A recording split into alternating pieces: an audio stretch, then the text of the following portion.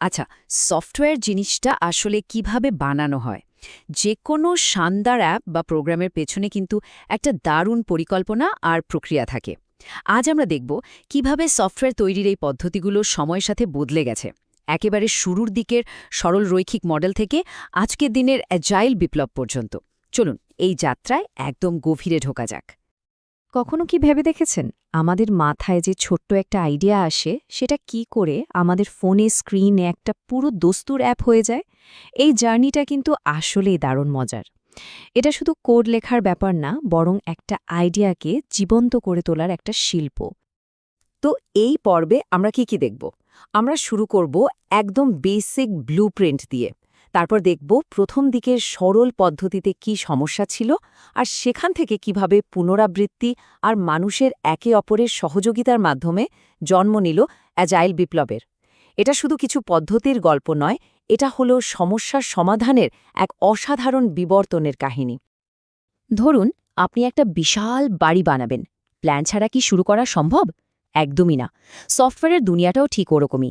একটা line code লেখারও আগে পুরো ব্যাপারটাকে একটা শৃঙ্খলার মধ্যে আনতে হয়, না হলে সবকিছু জট পাকিয়ে যাবে। আর এখানেই কিন্তু সফটওয়্যার ইঞ্জিনিয়ারিংয়ের আসল জাদুটা। এটা শুধু কোড লেখা নয়, বরং সফটওয়্যার তৈরির যে সৃজনশীল জগৎ, তার মধ্যে একটা শৃঙ্খলা নিয়ে আসা। মানে এমন একটা সিস্টেম তৈরি করা যা নিশ্চিত করে যে শেষ পর্যন্ত যা তৈরি হবে সেটা নির্ভরযোগ্য আর ঠিকঠাক কাজ করবে। যে কোনো সফটওয়্যার তৈরির পেছনে কিন্তু এই ৫টা মূল ধাপ লুকিয়ে থাকে। প্রথমে কি বানাতে হবে সেটা বোঝা, তারপর সেটার একটা ডিজাইন বা নকশা তৈরি করা, এরপর সেই অনুযায়ী কোড লেখা, ঠিকমতো কাজ করছে কিনা তা পরীক্ষা করা, এবং সবশেষে সফটওয়্যারটাকে চালু রাখার জন্য নিয়মিত রক্ষণাবেক্ষণ করা।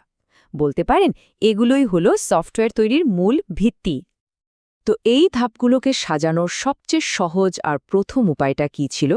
সোজা উত্তর, একটার পর একটা করে যাও।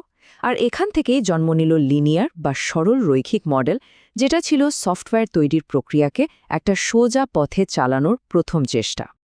এই মডেলটার নামই ওয়াটারফল বা জলপ্রপাত মডেল। কারণটা খুবই সহজ। জলপ্রপাতের পানি যেমন শুধু নিচের দিকেই নামে, এখানেও কাজগুলো ঠিক সেভাবেই একটার পর একটা ধাপ পেরিয়ে এগিয়ে যায়। একবার একটা ধাপ শেষ তো শেষ, পেছনে ফিরে তাকানোর কোনো উপায় নেই। বেশ গোছানো, তাই না? কিন্তু এখানেই তো আসল সমস্যাটা, কারণ বাস্তব জীবন তো আর সরল রেখায় চলে না, তাই না? ধরুন মাঝপথে ক্লায়েন্টের নতুন কিছু দরকার পড়ল, বা বাজারে হুট করে নতুন কোনো টেকনোলজি চলে এলো, তখন কি হবে? এই কঠোর নিয়মটা তখন সুবিধার চেয়ে বড় সমস্যা হয়ে দাঁড়ায়। এই যে একটা দেয়ালের মতো শক্ত অ্যাপ্রোচ, এটার জবাব হিসেবেই জন্ম নিল নতুন কিছু আইডিয়া, যেগুলোকে আমরা বলি ইটারেটিভ বা পুনরাবৃত্তিমূলক মডেল।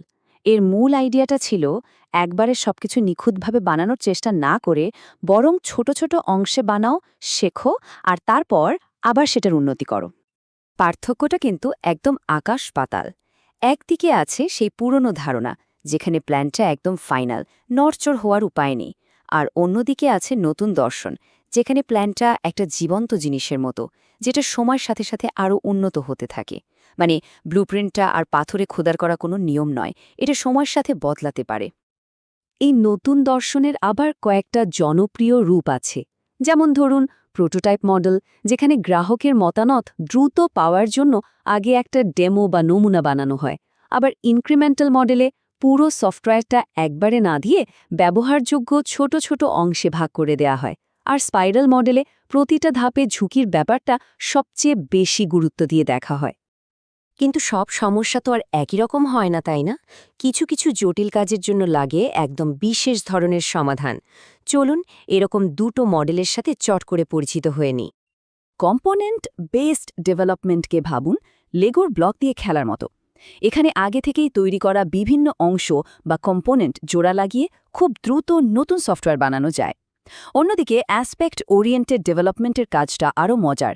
এটা সিকিউরিটি বা ডেটা লগিংয়ের মতো বিষয়গুলোকে মূল কোড থেকে আলাদা রাখে, যার ফলে কোডটা অনেক পরিষ্কার থাকে আর ম্যানেজ করাও সহজ হয়। আর এখন আমরা চলে এসেছি গল্পের সবচেয়ে গুরুত্বপূর্ণ অংশে, অ্যাজাইল বিপ্লব। এটা কিন্তু শুধু আরেকটা নতুন পদ্ধতি ছিল না, এটা ছিল সফটওয়্যার তৈরির পুরো দর্শনটাকেই বদলে দেওয়ার একটা আন্দোলন। অ্যাজাইল ম্যানিফেস্টোর এই একটা লাইনে কিন্তু পুরো ব্যাপারটা বুঝিয়ে দেয়। এখানে বলা হচ্ছে নিয়মকানুন বা যন্ত্রপাতির থেকেও অনেক বেশি গুরুত্বপূর্ণ হল মানুষ আর তাদের মধ্যকার বোঝাপড়া আর যোগাযোগ। এখানে মানুষই সবার আগে। এই টেবিলটা দেখুন, পার্থক্যটা একদম দিনের আলোর মতো পরিষ্কার। পুরনো মডেলে যেখানে পরিবর্তন মানেই ছিল একটা বিশাল ঝামেলা, অ্যাজাইলে সেটাকেই বরং স্বাগত জানানো হয়। আর গ্রাহক, তিনি এখানে শুধু শুরু বা শেষে নন, পুরোটা সময় ধরেই টিমের একজন সক্রিয় সদস্য। আসলে অ্যাজাইলের আসল শক্তিটা কিন্তু কোনো সফটওয়্যার বা টুলের মধ্যে নেই। এর শক্তিটা লুকিয়ে আছে মানুষের মধ্যে। এটা এমন একটা কাজের পরিবেশ তৈরি করে যেখানে টিমের সবাই একে অপরের সাথে মন খুলে কথা বলতে পারে, গ্রাহকের কথা শুনতে পারে এবং ক্রমাগত নিজেদের কাজকে আরও উন্নত করতে পারে। তো আমরা সফটওয়্যার তৈরির অনেকগুলো পথ ঘুরে দেখলাম, একদম পুরনো সরল রাস্তা থেকে শুরু করে আজকের দিনের আধুনিক আর ফ্লেক্সিবল পথ পর্যন্ত। এখন প্রশ্ন হল, কোনটা বেছে নেওয়া উচিত?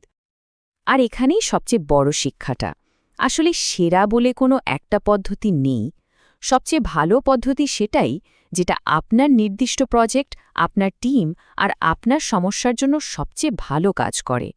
শেষ কথা হল, সেরা কারিগর তো তিনি, যিনি জানেন কোন কাজের জন্য কোন যন্ত্রটা ব্যবহার করতে হবে। তো শেষ করার আগে একটা প্রশ্ন রেখে যাই, টেকনোলজি যেভাবে এগোচ্ছে তাতে সফটওয়্যার তৈরির পরের বিপ্লবটা ঠিক কেমন হতে পারে বলে মনে হয়? আর্টিফিশিয়াল ইন্টেলিজেন্স কি ডেভেলপারদের কাজটাই নিয়ে নেবে, নাকি আরও দারুণ কিছু অপেক্ষা করছে? ভাবার মতো বিষয়, তাই না?